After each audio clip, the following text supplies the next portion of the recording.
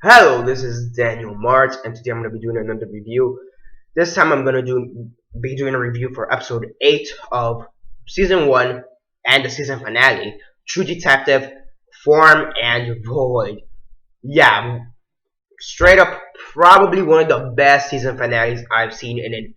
Probably one of the best season finales I've seen. Yeah, no joke. I mean, wow.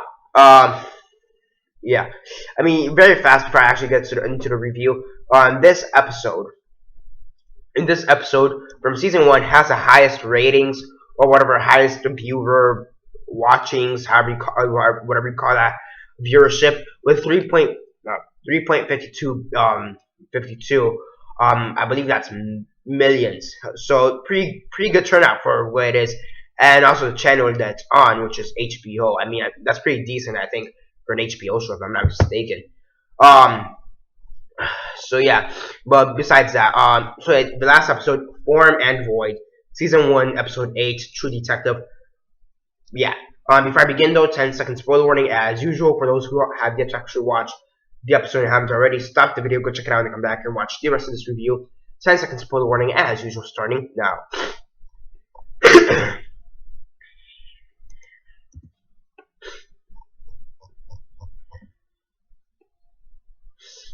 Okay, so 10 seconds are up. So for those who have yet to actually watch this episode and haven't already, please don't comment down below be messaging me that I never gave you a fair warning, because as usual I did. So yeah, as usual, quick synopsis, likes and dislikes, and then the rates. So yeah, basically episode 8, Form and Void of season 1 True Detective. What did I think? As usual, quick synopsis, likes and dislikes, and then the rates. So basically in this episode, you start off a little bit slow. Again, it's one of those shows that's kind of a slow burner. Even when it's slow, it's still a bit interesting. So they start off a bit slow, and they're trying to figure out who this man with the scars is. Funny thing is, I don't know if I noticed this in the previous episode. I don't know if I mentioned it in my video for the previous episode as well.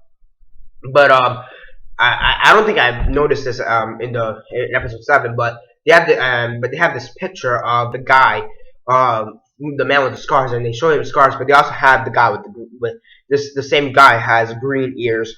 They kind of call him green-eared spaghetti monster. I mean, I don't know if they had a picture of him in the previous episode, not that I remember.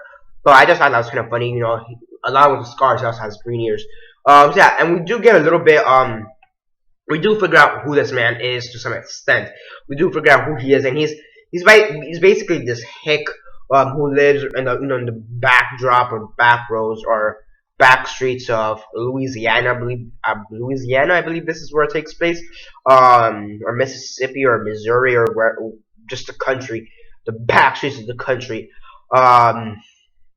So yeah, it's pretty weird, and he's kind of weird. He's kind of creepy. I mean, he's like a painter. He's like a not like a painter, like an artist painter, but like he's like one, those people that you see like in buildings such as schools or whatever, painting to make it look better, or whatever. Like one of those types of people.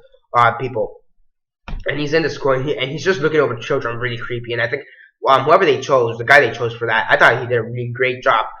He's just a real creep. You really don't trust him. Again, he has the scars.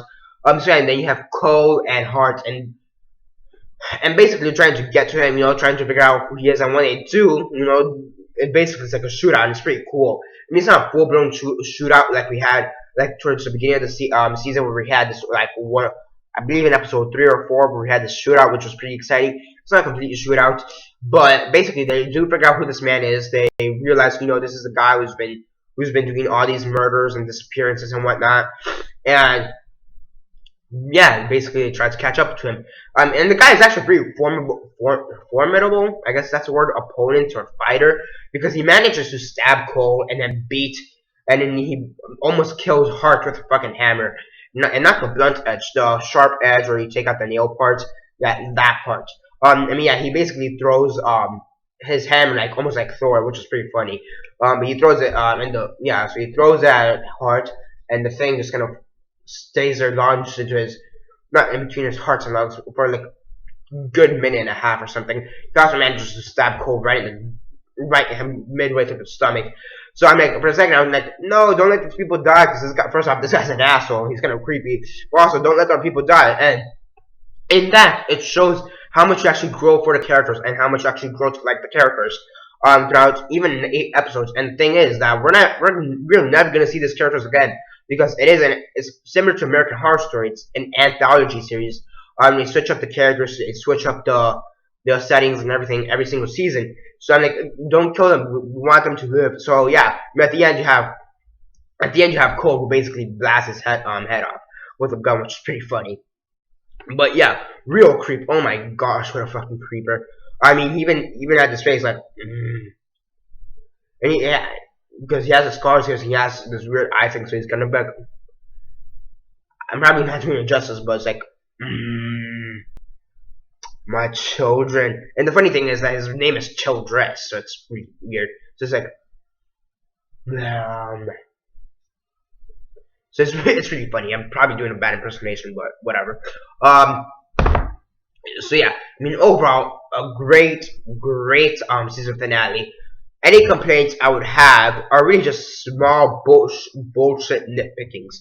I mean, a major complaint for the last episode, it starts off a bit slow, but again, that's something you have to expect from the show. It is a slow burner. It's a slow burner. There's really nothing denying it.